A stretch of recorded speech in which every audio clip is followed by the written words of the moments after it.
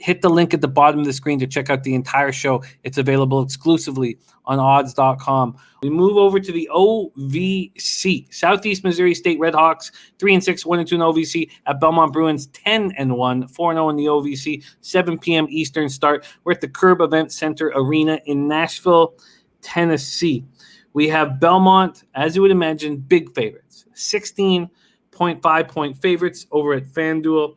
And the total is sitting at 144.5. We'll start with Southeast Missouri. They snapped their 5-game losing streak with an 83-79 double overtime win at home over Tennessee State. They're led by junior guard Chris Harris, who's averaging 16 points per game.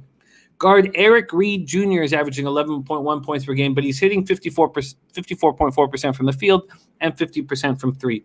Belmont has won 7 straight. 10 of 11 to start the season. They hit 48.9% from the field, 74.2% from the stripe. Junior guard Luke Smith is averaging 15.9 points per game, hitting 45.7% from three. 6'11 junior center Nick Mazinski is averaging 15.5 points, 5.7 rebounds a game, and he has scored in double digits in every game this year. Consistent, can be counted upon.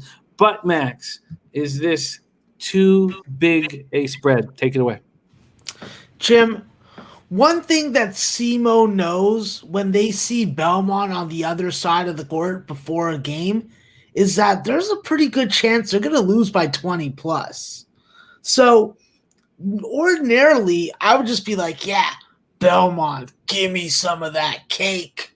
Well, I don't want that vanilla cake. I want the chocolate cake. And let me tell you why I want the chocolate cake. Let's just get a little background first on this series. First off, it's the battle of two very good ATS teams. Belmont's been good ATS as a favorite. SEMO's been very good as an underdog. So there's that. So if you've been betting on both these teams, you're probably going to have this issue of deciding, oh, Belmont, you helped me get this car payment paid. And then SEMO, you helped me buy something for my wife and she gave me sex for a week.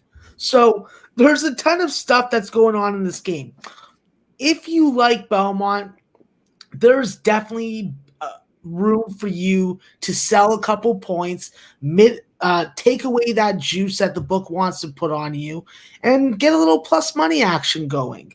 However, if you are going to be tailing me, which you have every right to do or not to do, I'm going to be getting on SEMO. When I look at this Belmont team, they're a team that definitely plays some good defense in the first half. They're a first half team. However, they do have an offense that once you get a feel for and you're playing against for 20 minutes, you're probably going to be able to make some simple adjustments and you're going to be able to maybe diffuse some of this offensive production. Good thing for SEMO is they don't have to deal with Adam Kunkel anymore. The bad news is they still got to deal with guys like Luke Smith and Ben Shepherd. Ben Shepherd and Luke Smith are not the quality of Adam Kunkel, so in this game, I'm projecting them to have less of an offensive impact. And with Grayson Murphy back in the lineup, that's definitely a big plus for this offense. Having your point guard in there is sort of like Storm Murphy for Wofford. When I look at this number, this is just a number that I don't really think reflects what SEMO's been able to do in this point range and in this situation. SEMO needs balanced scoring. That is one of the critical aspects to their success. And it starts with Chris Russell and it starts with Nolan Taylor being able to get their own offense, create off the dribble, get to the bucket, and, of course, hit three-point shots, which Chris Russell at least does very well. They're 5-2 as a dog. This is a team that is going to have a good offensive performance or they're getting blown out. I'm counting that they have a good offensive performance. This is a team that has to get to the free throw line. They thrive on volume free throws. They'll miss some of them, so that will make you lose some minutes off your life. However, this is a team that does good work on the glass. Even with Nick Muzinski in the middle, he's not the most athletic, high-jumping kind of guy. So he's not going to really present a ton of rebounding problems if you can box out on them.